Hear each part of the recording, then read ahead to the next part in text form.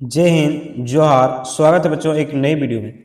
आज की इस वीडियो में हम देखेंगे क्लास 9 के सोशल साइंस के उन सभी VBI एमसीक्यू टाइप के प्रश्नों को जो कि एग्जाम के लिए मोस्ट इंपॉर्टेंट है।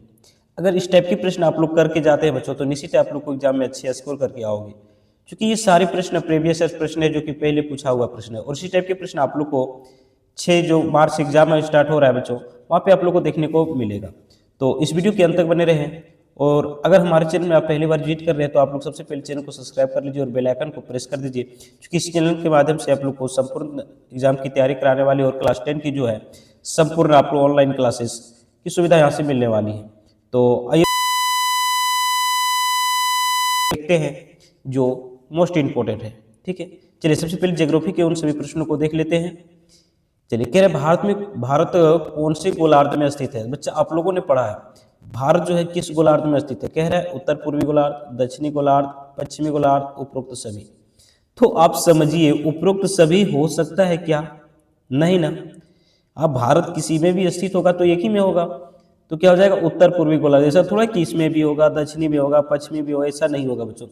बहुत सी माइंड में ये बैठ के सेटअप हो गया है बच्चों को कि उपरोक्त सभी अगर कहीं भी देखे तो उपरोक्त सभी मानते। तो बच्चों थोड़ा सचेत रहिएगा, हर जगह उपरोक्त सभी नहीं होगा। हमने भी बताया आप लोगों को कि लगभग 100 में से 90% ऐसे होते हैं जो सही हो जाएगा, लेकिन कुछ होगा जो आप लोग को फंसाएगा। ठीक है, तो यहाँ पे आपका सही उत्तर हो जाएगा ऑप्शन नंबर ए। कोई दिक्कत? कह रहे भारत का अक्षांशीय विस्तार कितना है।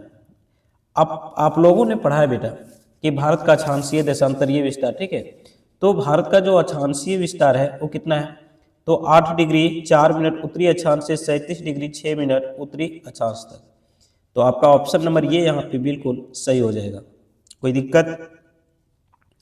अब यहाँ पे देखिए आपसे पूछ लिया है कि भारत का देशांतरीय विस्तार कितना है। तो बच्चों कहोगे भारत का देशांतरीय विस्तार कितना है, तो 68 डिग्री 7 मिनट पूर्व से 97 डिग्री 25 मिनट पूर्व पूर्वी देशांतर तक। ठीक है, तो ऑप्शन नंबर आपका यहाँ बी जो होगा ये सही हो जाएगा। कर्क रेखा कितने डिग्री अक्षांश से गुजरती है? कर्क रेखा। ठीक है, अब याद रखिएगा बेटा ये जो कर्क रेखा है भारत के कुल 8 राज्यों से होकर के गुजरती है। इनके लिए एक ट्रिक है, आप सभी ट्रिक को याद किए होंगे कि गमछा झार मित्र पर। अगर इन ट्रिक को आप लोग याद कर लेते हैं तो निश्चित है आप लोग ये सभी 8 राज्यों को आप लोग अच्छी तरीके से याद कर लोगे। तो कर्क रेखा कितनी डिग्री अक्षांश से गुजरती है बेटा? तो कहोगे सर 23.5 डिग्री उत्तरी अक्षांश से। ठीक है, ऑप्शन नंबर आपका बी जो होगा बिल्कुल सही हो जाएगा। ठीक है, 5वां प्रश्न कह रहा है कर्क रेखा भारत के कितने राज्यों से होकर के गुजरती है। तो अभी हमने जस्ट बताया ना कि 8 राज्यों से होकर के गुजरती है। ठीक है, तो यहाँ पे देखिए 8 कहाँ पे बच्चों? ऑप्शन नंबर डी में दिया हुआ। ठीक, प्रश्न संख्या 6 कह रहे भारत के मुख्य भूभाग के दक्षिण पूर्व में कौन सा द्वीप समूह स्थित है। कहाँ की बात कर रही है? तो भारत के मुख्य भूभाग के दक्षिण पूर्व में। ठीक है बच्चों, दक्षिण पूर्व में। ठीक है, कौन सा द्वीप स्थित है बच्चों? तो कौन सा है? लक्षद्वीप समूह, अंडमान निकोबार द्वीप समूह, श्रीलंका, इनमें से कोई नहीं। तो कहोगे सर अंडमान और निकोबार द्वीप समूह जो है वो भारत के दक्षिण पूर्व में स्थित है। ठीक है, ऑप्शन नंबर बी आपका यहाँ पे सही हो जाएगा। 7वां प्रश्न आपसे पूछा है कि भारत के दक्षिण पश्चिम में कौन सा द्वीप है। भारत के दक्षिण पश्चिम में कौन सा द्वीप समूह है? ठीक है, तो बच्चों इसका सही उत्तर क्या हो जाएगा? कहोगे सर लक्षद्वीप। ठीक है, ऑप्शन नंबर ये यहाँ पे आपका सही हो जाएगा। अंडमान और निकोबार द्वीप समूह कहाँ पे स्थित है? अभी हमने पहले पढ़ा अंडमान और निकोबार जो है द्वीप समूह ये कहाँ पर स्थित है बेटा? तो कहोगे सर ये बंगाल की खाड़ी में स्थित है। लक्षद्वीप समूह स्थित है। अब ये जो लक्षद्वीप समूह है वो कहाँ पे स्थित है बेटा? तो कहोगे सर ये अरब सागर में है। ठीक है, कहाँ पे? अरब सागर में। अगला प्रश्न, भारत का दक्षिणी बिंदु कहाँ स्थित है। भारत का जो दक्षिणी बिंदु है कहाँ पे है?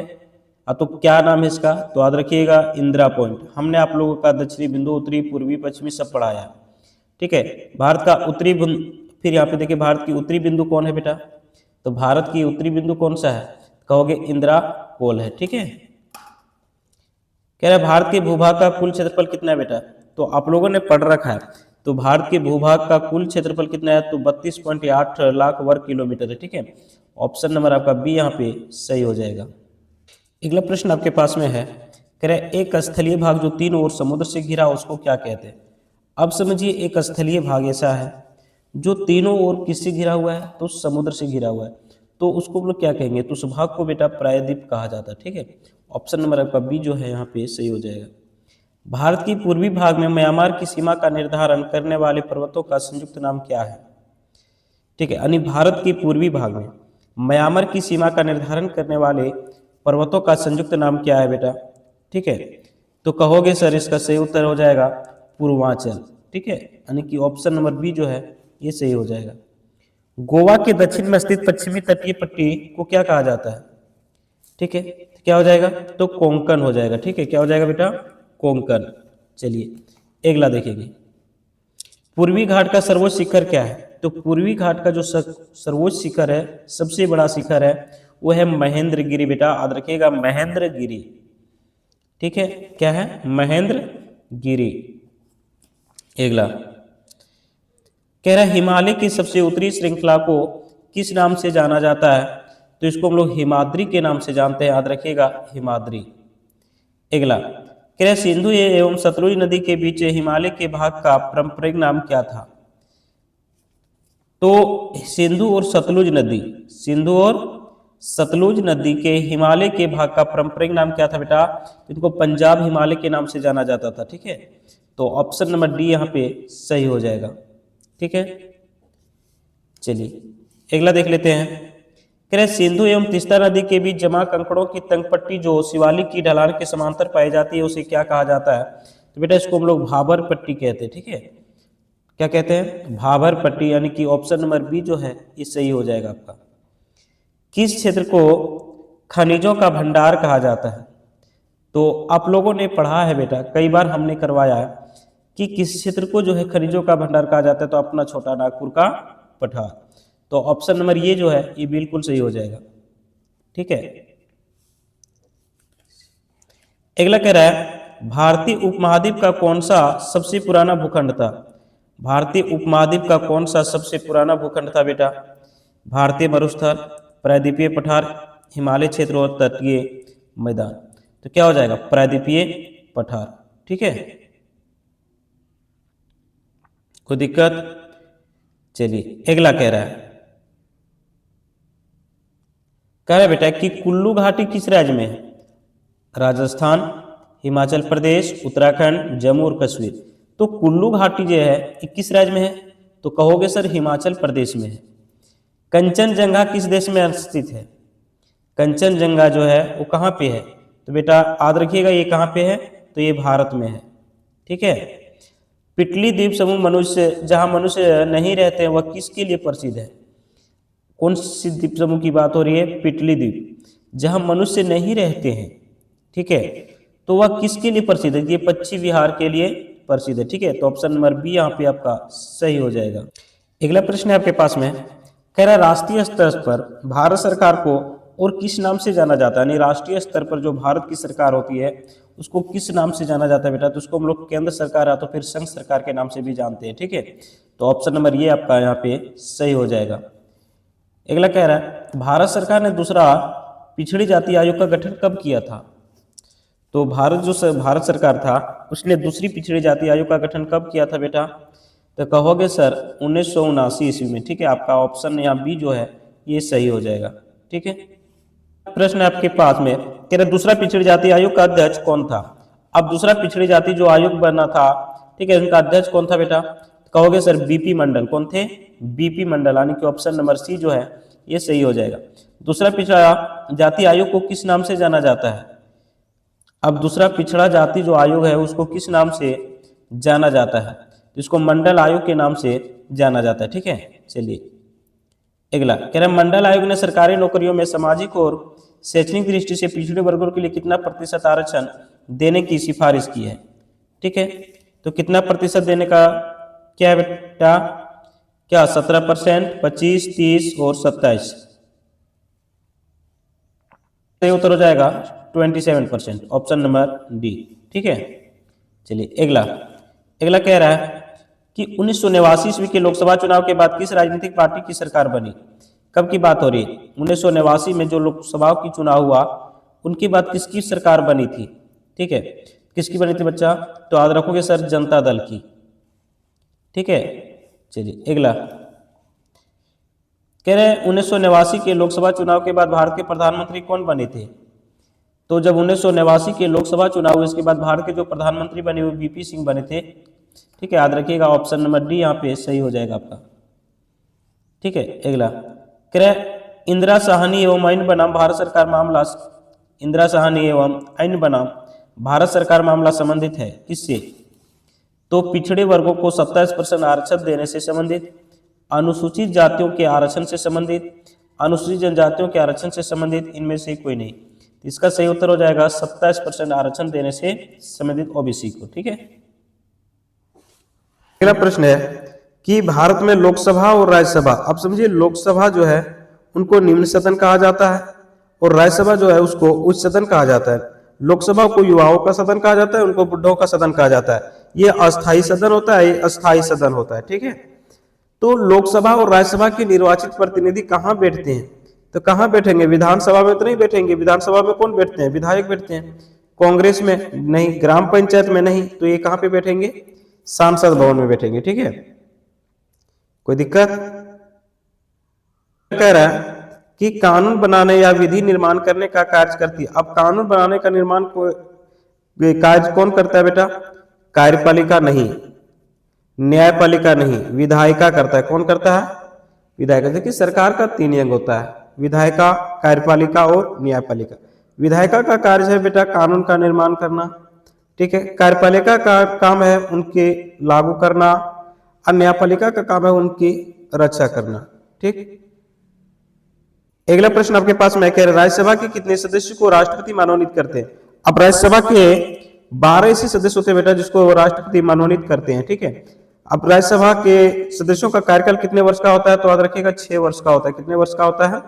6 वर्ष का होता है। ठीक है, अब राज्यसभा सब का जो सदस्य है उनके बनने के लिए न्यूनतम आयु कितनी होनी चाहिए? ठीक है बच्चों, कितनी होनी चाहिए? प्रश्न कह राज्यसभा धन विधेयक पर अपनी सहमति कितने दिनों तक रोक सकती है? अब जो राज्यसभा है वो धन विधेयक पर, ठीक है, अब कोई विधेयक धन विधेयक है कि नहीं है इसका निर्धारण कौन करता है? तो लोकसभा अध्यक्ष करता है। ठीक है, कह रहा है राज्यसभा धन विधेयक पर अपनी सहमति कितने दिनों तक रोक सकती है? 14 दिन, 20 दिन, 28 दिन और 7 दिन। तो बच्चों इसका सही उत्तर क्या होगा? उत्तर हो जाएगा आपका ऑप्शन नंबर ये 14 दिन तक। ठीक है, 20 दिन नहीं होगा, 7 दिन नहीं होगा और 28 दिन भी नहीं होगा। कह रहे निम्न में से कौन व्यक्ति, निम्नलिखित में से कौन व्यक्ति प्रधानमंत्री बन सकता है? तो कौन प्रधानमंत्री बन सकता है? तो लोकसभा में बहुमत दल का जो नेता होता है वो प्रधानमंत्री बन सकता है। ठीक है, ऑप्शन नंबर सी आपका यहाँ सही हो जाएगा। के पास में कह रहे हिटलर किस देश से संबंधित है? अब हिटलर जो है बेटा वो किस देश से संबंधित था? तो याद रखिएगा जर्मनी से। ठीक है, चलिए हिटलर ने अपने आप को कब सम्राट घोषित कर दिया था? तो कहोगे सर 1804 ईस्वी में। ठीक है, वाटरलू की लड़ाई कब हुई थी? तो वाटरलू की लड़ाई कब हुई थी? 1815 ईस्वी में। ठीक है, जहां पे इसकी हार हुई थी और यहीं से फिर इनका कह सकते हैं कि पराजय का धीरे धीरे स्टार्ट हो गया और ये धीरे धीरे फिर अंत की ओर चलना प्रारंभ हो गया। कह रहा द्वितीय विश्व युद्ध में कब जर्मनी ने मित्र राष्ट्रों के सामने समर्पण किया था? यानी जो सेकेंड विश्व युद्ध हुआ था कब हुआ था? तो 1939 से 1945 के बीच तक हुआ था। ठीक है, इनका तत्कालिक कारण क्या था? तो जर्मनी द्वारा पोलैंड पर आक्रमण। तो कह रहा है कब जर्मनी ने मित्र राष्ट्रों के सामने समर्पण कर दिया था बेटा? तो मई 1945 ईस्वी में। ठीक है, हिटलर का प्रचार मंत्री कौन था? अब हिटलर का जो प्रचार मंत्री था वो कौन था? ठीक है, कह रहा है मुसोलिनी, पोल वॉन हिंडेनबर्ग, गोयबल्स और पेपेन। ठीक है बच्चों, तो इसका सही उत्तर क्या हो जाएगा? कहोगे सर ऑप्शन नंबर सी जो है बिल्कुल सही हो जाएगा। ठीक है, चलिए प्रश्न संख्या अगला, क्या हिटलर गोयबल्स तथा अपने परिवार के साथ कब बर्लिन के एक बंपर में आत्महत्या कर लिया था? समझिए, हिटलर, गोयबल्स तथा वे अपने परिवार के साथ कब बर्लिन के एक बंपर में आत्महत्या कर लिया था? ठीक है, कब किया था? तो जुलाई 1945 ईस्वी को, यानी कि ऑप्शन नंबर डी जो है ये सही हो जाएगा। निम्नलिखित में से कौन मित्र राष्ट्र में शामिल नहीं था? अब समझिए जब विश्व युद्ध हो रहा था तो पूरा विश्व था वो 2 खेमों में विभाजित था, पट गया था, मित्र राष्ट्र और धोरी राष्ट्र। तो उसमें कह रहे हैं मित्र राष्ट्र में सम्मिलित कौन नहीं था बेटा? ठीक है, तो कौन नहीं था? यहाँ पे जापान जो है वो मित्र राष्ट्र में सम्मिलित नहीं था। प्रश्न संख्या 6 कह रहा है निम्नलिखित में से कौन धुरी राष्ट्र में सम्मिलित नहीं था। अब समझिए धुरी, इसमें कह रहा है धुरी राष्ट्र में सम्मिलित नहीं था, तो धुरी राष्ट्र में कौन नहीं था बेटा? तो धुरी राष्ट्र में फ्रांस नहीं था, जर्मनी भी था, इटली भी था और जापान भी था। ठीक है, अगला कह रहा है द्वितीय विश्व युद्ध की समाप्ति के बाद किस स्थान पर अंतर्राष्ट्रीय सैनिक अदालत स्थापित की गई? ठीक है, तो कहाँ पे किया गया था? तो न्यूरेमबर्ग में, यानी कि ऑप्शन नंबर डी जो होगा ये सही हो जाएगा। कह रहे जर्मनी ने लगभग कितने यहूदियों का नरसंहार किया? जर्मनी ने लगभग कितने, ठीक है, यहूदियों का नरसंहार किया? तो कितने को किया था बेटा? 7 लाख, 50 लाख, 40 लाख और 30 लाख। ठीक है, तो क्या हो जाएगा इसका आंसर? तो 60 लाख इसका जो है बिल्कुल सही उत्तर हो जाएगा। अगला कह रहा है मानसिक एवं शारीरिक रूप से अपंग घोषित किए गए कितने जर्मन नागरिकों की हत्या कर दी गई थी? ठीक है, तो इसका सही उत्तर हो जाएगा लगभग 70,000। हिटलर द्वारा स्थापित ऑस्विट्ज कत्लखाने में किस विधि से एक साथ हजारों लोगों को मारा जाता था? फांसी द्वारा, पानी में डुबाकर, सिर काटकर, जहरीली गैसों के द्वारा। इसका सही उत्तर हो जाएगा जहरीली गैसों के द्वारा। ठीक है, तो ये सारे प्रश्न इंपॉर्टेंट है बच्चों। इस वीडियो में इतना ही, फिर हम लोग नेक्स्ट वीडियो में इसका पार्ट 2 देखेंगे। ठीक है।